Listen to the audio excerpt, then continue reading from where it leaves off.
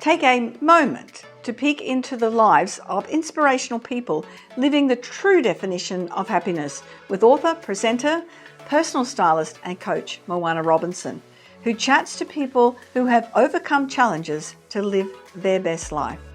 Moana is a passion and purpose coach and a personal stylist who empowers others to discover their best life and style, regardless of age. Here is Moana. Thank you so much, Aldwyn, for taking a moment with me. Thank you so much, Mo. It's always a pleasure with you. Aldwyn Altuney is a mass media marketing expert. She's known as the media queen, and she is a TV host, she's a speaker, she's an author of multiple books, and she's got so much media experience. I've actually had a strategy session with Aldwyn, and she's been most helpful. She was actually the brains behind the Sassy Stylist, Yes. which is my tagline now, because sassy goes with what I talk about in my books. And if you want to know what sass means, you'll have to read my books. But I want to welcome Aldwyn today because she has had a few challenges in her life, and she's going to share with us some of those challenges and how she's overcome them and how she's now living her best life.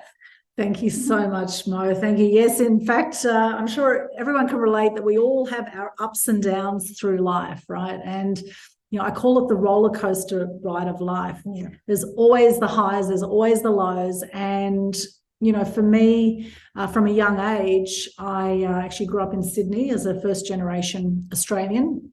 I have Greek, Turkish, Ukrainian background with a Welsh name, if you're wondering what my heritage is.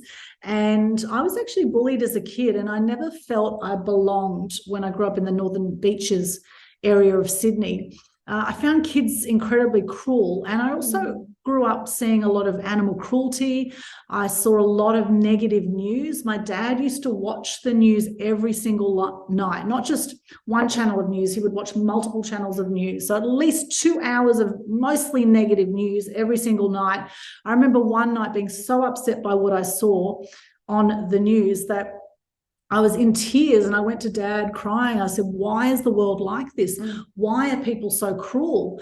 And he hugged me and he said, darling, that's just how the world is. And so that's how I believed the world was. And I thought, if the world's like that, I don't want to live in this world. I don't want to live in such a nasty world. And something else my dad said is that anger is danger.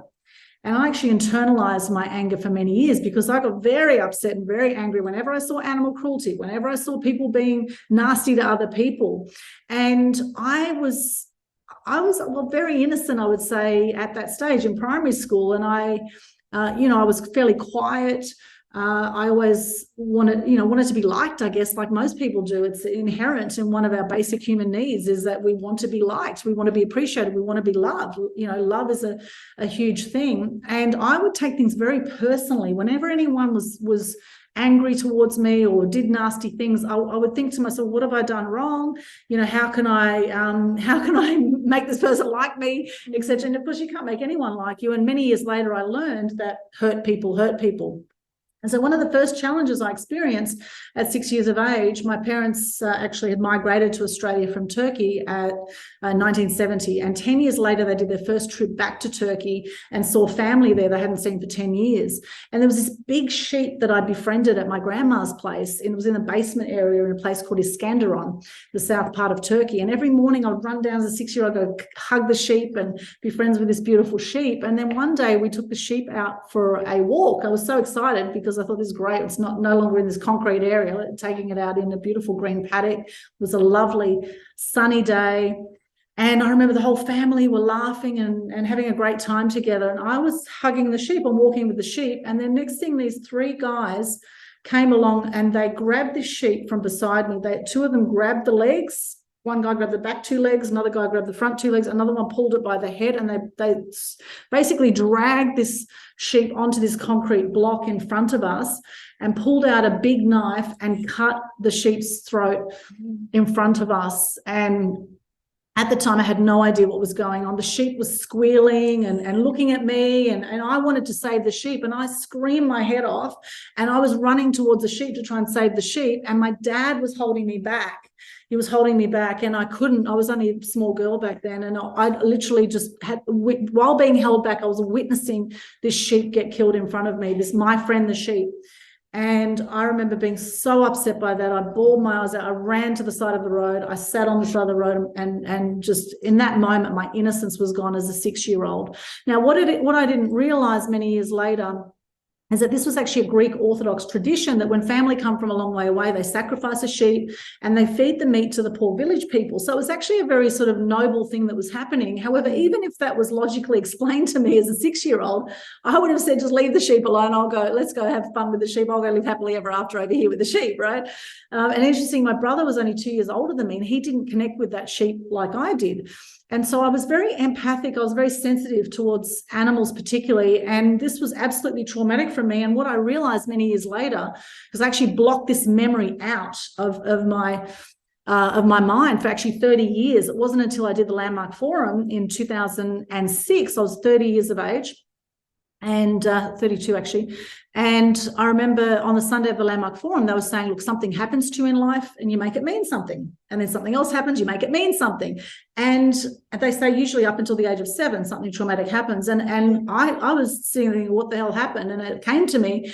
And then I thought, okay, so that happened. And then I made it mean that all men are so-and-sos, that I can't trust my parents, I can't trust anyone. The minute I get too close to something, I'm going to get hurt. I made it mean that I'm not good enough, that I'm not worthy, that I'm not enough, I couldn't save the sheep. There's so many things that I made that mean.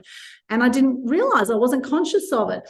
And then, of course, fast forward 10 years from there, 16 years of age, then I became very rebellious, a very rebellious teenager. Whatever my dad said to do, I would do the opposite. And because he said anger is danger, I wasn't good at externalizing my anger in any way. I wouldn't yell at people. I wouldn't pick fights. I was very quiet and very shy. And I actually focused my attention on my studies. I actually became quite a perfectionist in my work. And it's interesting, my dad was talking about that the other day. He said, I remember when you were in primary school he said you were such a perfectionist that he said one night your mum stayed up with you all night, you worked on an assignment, you got 25 out of 25 on that assignment. So I was a perfectionist even from back then. I guess, and there could have been some part of me wanting to prove myself in that. Moving forward, very rebellious, internalized my anger, which led to depression. As I realized over the years. And I also played table tennis. My dad introduced me to table tennis at 8 years of age. I used to just beat the hell out of the ball. I had this killer forehand smash, and I used to get my anger out on the table tennis table. And anything Dad said, I did the opposite. And being a strict European father, one of his rules was you're not allowed to stay at anyone else's house. Now, after 2 years, it was from age 13 to 15, I was running away from home. I was being a little rat bag, really, in many ways, because I wanted to belong. I didn't feel I belonged to school. I didn't feel I belonged at home. I was hurting myself, and I was very self-destructive. I was drinking a lot, smoking a lot. And Dad kept saying to me, you live in my house, you live under my rules. And then one night I went to a Halloween party at 15 years of age, and I came home at 5 a.m. Now, while I didn't officially sleep over, I kept pushing the boundaries. And so I came home at 5 a.m. this one night, and Dad started throwing my things out of the house, and he said, you're not my daughter anymore. And at that point, I had nowhere to go. And so I called the people where I just had the party at, and I moved in there, and I started to date the brother of the girl that invited me to this party, who was a drummer in a few bands. His mum was an alcoholic. His sister was dealing drugs. 6 months into this environment, which is now 10 years on from the sheep incident, 6 months into this, I then see my boyfriend sleep with my best friend in front of me. And so immediately I was in tears. I remember the Pretenders' Don't Get Me Wrong. That song was playing on the turntable at the time. And in tears yet again, I called my mum. I said, I can't handle this anymore. And she said, come home. And then I changed my environment. I went from Mossman High School to Forest High School, worked my butt off, got into a media degree in Canberra. And then I found the media a great way to share stories about things that upset me or things that angered me. I found my passion through the media. And now 30 years on, I've worked in TV, radio, print, right across the board in many places in Australia, freelance to magazines overseas. I'm very passionate now about inspiring more truth and good news in the world to help decrease depression and suicide rates. And some things I did along with that too is I've actually had 4 friends suicide by the age of 45. And after my 4th friend suicided, I thought we need more good news out there. And I started a good news day on the 8th of the 8th, 18. And that also marked the day that my niece at the time was turning 10, because she was born on the 8th of the 8th, 08. And 8, of course, is a number of abundance, etc. And then through COVID, I started a Global Good News Challenge as well, which we do every month. And I know you've been on some of them too, Mo. And that's all about sharing gratitude and good news through the mass media to help lift the energy on the planet and decrease depression and suicide rates. So it's been quite a journey. And then only 2 months ago in February, I then got washed out to sea in Coffs Harbour, about a kilometre out to sea. And thank goodness for all the personal development work I've done, because if I hadn't known what I'd known when I was washed out to sea, I would have panicked and potentially would have drowned. There are actually 26 drownings at New South Wales beaches up to that weekend, the highest rate they'd had for any summer in New South Wales. The oceans were very rough, the seas were rough, and if you want to see the whole story, go back to Facebook and watch my 20-minute video just on that experience. But really, you know, life is full of these ups and downs, this roller coaster ride of life, I say, and it's all about enjoying the journey. And I mean, even today, just today before I came here, I stuffed up on something, right? I had in my diary to do this interview, and I had the title of the interview of Media Queen TV, and little did I know, I was about 3/4 of the way through a live stream interview where I interviewed the person I thought I was meant to be interviewing, but I was actually meant to be interviewing someone else. And I realized 3/4 of the way through the live video. And so as soon as I got off the interview, I messaged the person who was in America to say, I'm so sorry, I stuffed up. I put the title of the show in my diary, but not the name of who I was interviewing. And all you can do is apologize and go on. And in fact, in the interview today, talking about marketing, we're talking about, you know, don't let perfectionism get in the way of progress. And, you know, we stuff up with things all the time, right? As business owners, entrepreneurs. If you stuff up, you're not living. Exactly, right. So, you know, you learn from it. And one of the things that saved me, I believe, out in the ocean in Coffs Harbour was knowing that everything happens for me, not to me. Everything happens for you, not to you. I think there's a reason we attract the kinds of challenges we do. Now, I've done 900 interviews on Media Queen TV. Never have I had this happen in all that time, over 10 years. And then this one little slip up where I'm, you know, rushing down the title, like it was lined up a month ago. So the number of people I've talked to in a month. And I thought, who am I interviewing for this marketing topic? And as it turned out to be a fantastic interview, as it turned out. And the person that I was meant to interview, he's actually going to get a whole lot of extra free PR out of it because of it. So there's always pros in every hardship, after every breakdown, there's always a breakthrough. And it's all about how quickly can we transition through that. Because I went through a moment of beating myself up today. I was like, oh my gosh, I can't believe that happened. But then very quickly I turned it into something where, gee, I better clean up ASAP. You know, as soon as we know we've stuffed up, the best thing to do is to communicate and own it, right? There's no point pretending.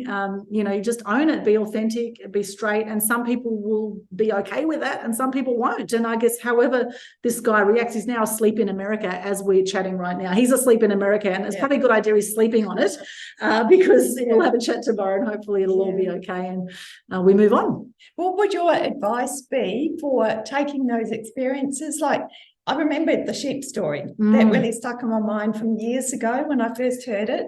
That story, what happened with your boyfriend and things like today, all the things that happen, what would your advice be to turn that into a positive?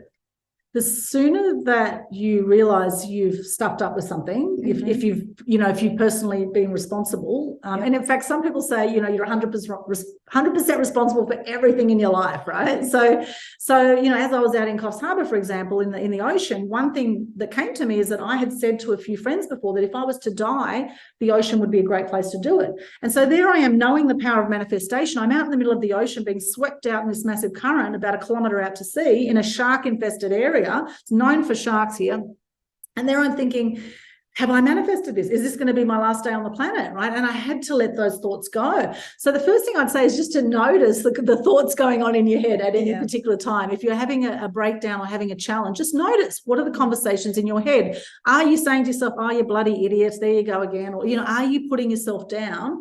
And if you are, you know, maybe at times it's okay, kind of go, okay, that was a silly thing to do. I own it. Okay, I made a mistake. And in hindsight, like looking at the situation where I didn't have the persons down that I was interviewing, that's a note for self to actually say to be more diligent with actually doing a more thorough job and not rushing through things. Actually taking that extra 10 seconds to actually write the full details down rather than rushing through things. And, you know, that could actually help me in future making an even bigger mistake, so to speak, or having an even bigger challenge in future, just by now actually taking that on board and being thankful for all of the challenges, because they're all there to teach us something, I believe. And I know you've had a lot of personal health challenges too, right? And often when we have health challenges, that's telling you something too, right? That your body is speaking to you. So actually tuning in and listening and actually taking some time out. And I mean, thank goodness now I've just employed in the last 24 hours 2 full-time VAs, which is going to make the world of difference. Virtual assistants, for those that don't know what VA is.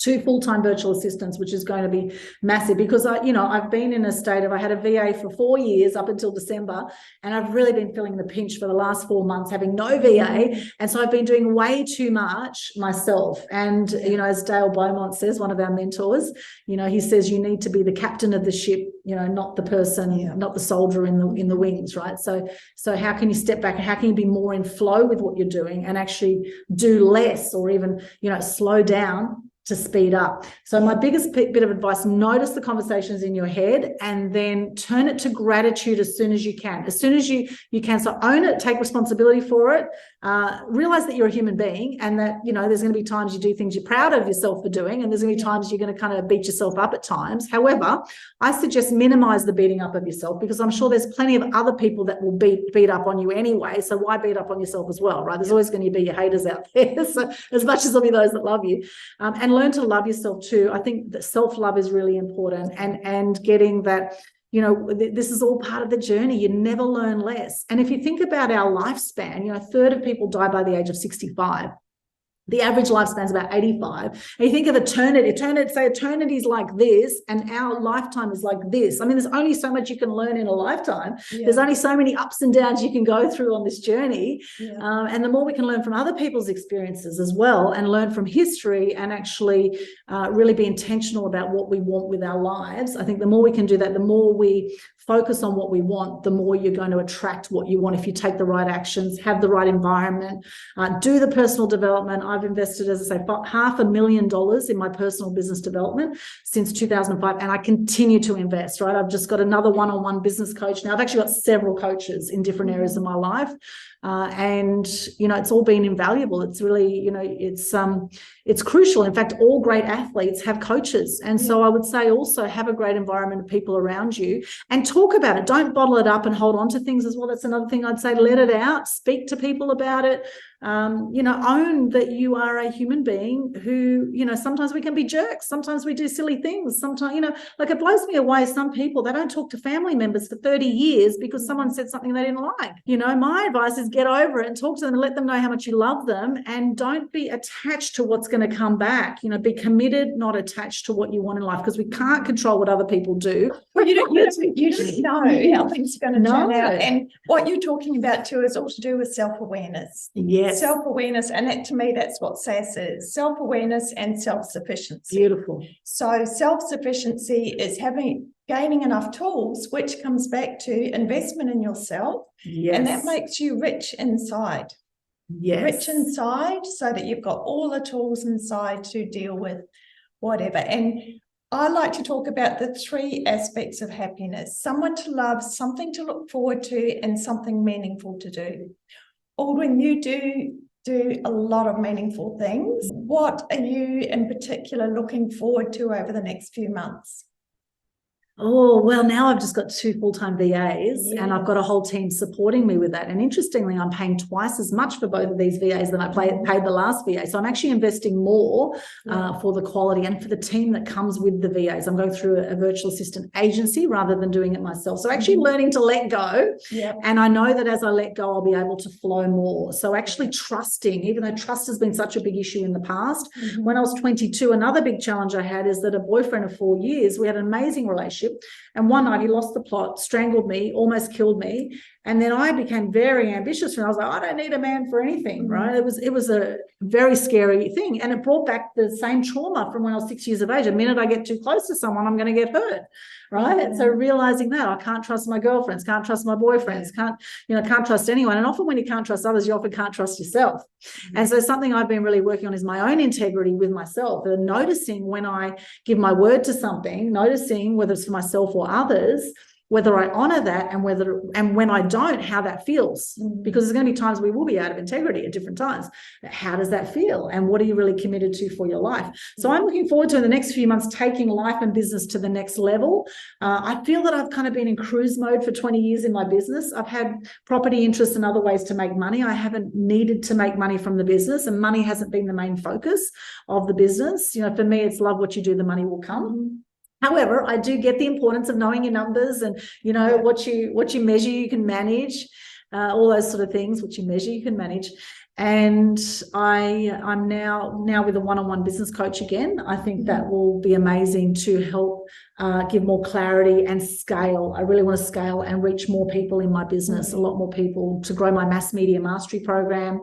I'd love more people to do the Global Good News Challenge globally. I'm going to keep standing for that. And in fact, just this week, I was interviewed by the Meetup CEO International in America for the Keep Connected podcast. And that opportunity just came out of the blue. And this is the thing, I think, with people with marketing. We just did a whole great interview about marketing. With marketing, it's important to be patient and be persistent. Patient and persistent with your marketing, because a lot of people just want the instant sale with what they do, and it's not about that. It's about how can you be of service and put yourself out there continually and be a stand for something. If you're not a stand for something, you will fall for anything. So I want to grow my mass media mastery program.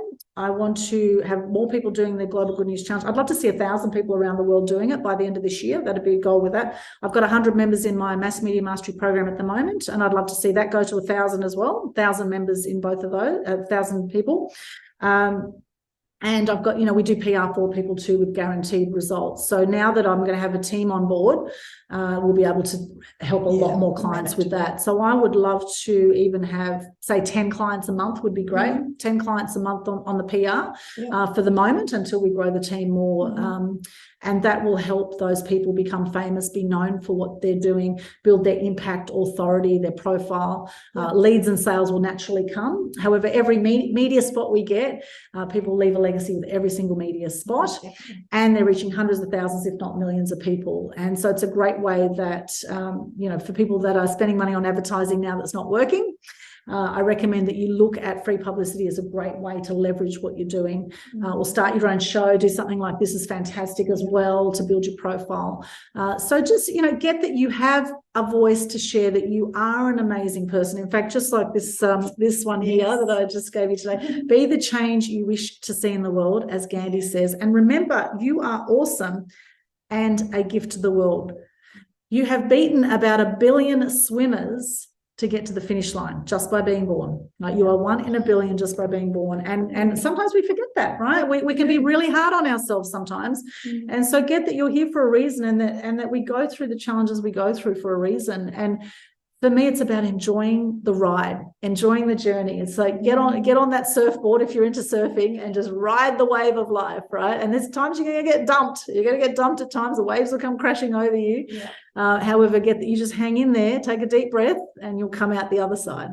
Fantastic. And someone to love. So you were talking about self-love before. Yes, so important. So lucky to spend time with your parents on Mondays. I do make time for my beautiful parents. We do have the most extraordinary relationship now. As much as Dad kicked me out at 15, I'm happy to report that since doing the Landmark Forum, I actually spoke to my parents for the first time in 30 years about that sheep incident on the Sunday of that Landmark Forum. And I actually said to my dad, I said, I hated you ever since that happened. I hated you. And he actually, for the very first time, he apologized. And he said, I'm so sorry. He said, I had no idea you would be impacted like that. I had no idea. He said that was just a normal thing for us. We didn't see anything unusual about doing that. That's how they sacrifice sheep in Turkey. It's a Muslim country. They cut their throat and they bleed the blood out of them. That's a Muslim tradition. Even though my parents were Christians, he apologized for the very first time. And we came back to love again, we came back to a beautiful, loving situation. And then from there, I committed. Dad's had 4 heart attacks. He's had prostate cancer, diabetes. He's 85 years of age. And you came along to our beautiful birthday a few times. And we celebrate life every year. We actually share the same birthday, January 16. And my mum's now 79. She's got dementia. And, when they get to that age, you just don't know when will be the last time you see them. And they live 2.5 hours away. They live in Bribie Island. Every Monday, we make time for each other. We go to the movies together. We hang out. We go and have lunch together. And I think it's really important to make time for those you love, whether it's family, and make time for the self-love as well. Like I do things like yoga. I have saunas. I get massages. I go to the beach. Make time for you as well. Thank you so much, Aldwyn, for sharing your gems of wisdom. Though you're not 50 yet, you're 49. Oh my gosh, 50 January. Yes. I look forward to chatting to you more on the next interview that we do. Thank you so much, Mo. I love your work. Thank you for listening to Take a Moment with Moana Robinson. Remember to visit her website, bestyledforlife.com.au, and book a time for a further conversation.